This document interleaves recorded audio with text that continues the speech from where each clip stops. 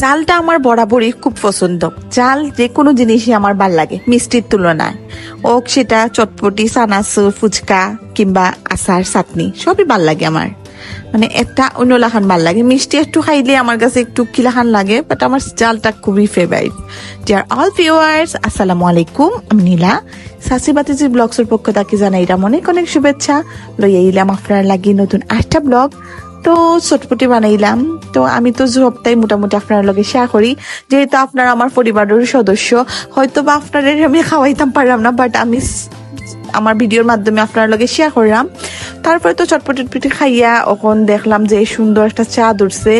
তারপরে কিছু ক্লিপস লইলাম, আর সন্ধ্যার পরে এত ভালো লাগে একটু আটাআটি করলাম। এর মাঝে আমার জালে ডাকিয়া ফাটাইলাম, গরম গরম সিঙ্গারা ডাইলুর পিঠা বানাইছে, তে আমার খুব ভালো লাগে সিঙ্গারাটা। তো আমার ঘরে ভাবি সিঙ্গারা বাচ্চি আইন খাইয়া যাইবা। তারপরে তো আমরা গেলাম চাল লগে সিঙ্গারা ডালুর পিঠা খাইলাম, খুব বেশি মজা হয়েছে।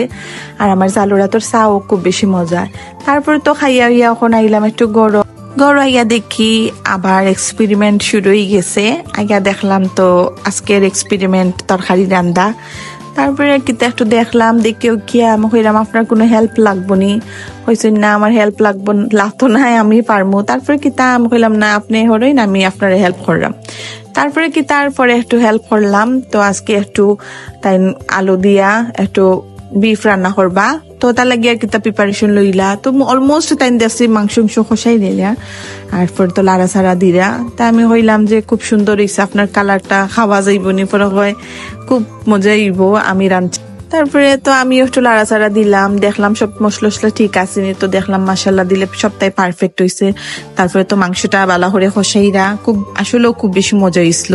তারপরে তাই না আবার দেখলাম আইয়া নিজে নিজে টক দই রেডি করছেন, টক দই রেডি করিয়া মাংসটা খাড়ি দিলা।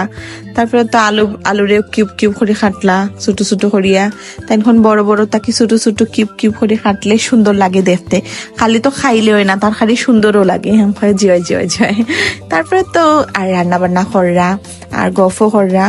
আসলে কি তা মানে যারা বাইরে থাকে তারা মোটামুটি নেনি সব জাতি তরকারি একটু রান্না করতে পারে, কারণ তারা তো বাইরের দেশও নিজেরাই বেশিরভাগ রান্না করে খায়। আর এর থেকে বালাই ছেলেরা মোটামুটি রান্না করলে ওয়াইফরার একটু সুবিধা হয় আর কি তা।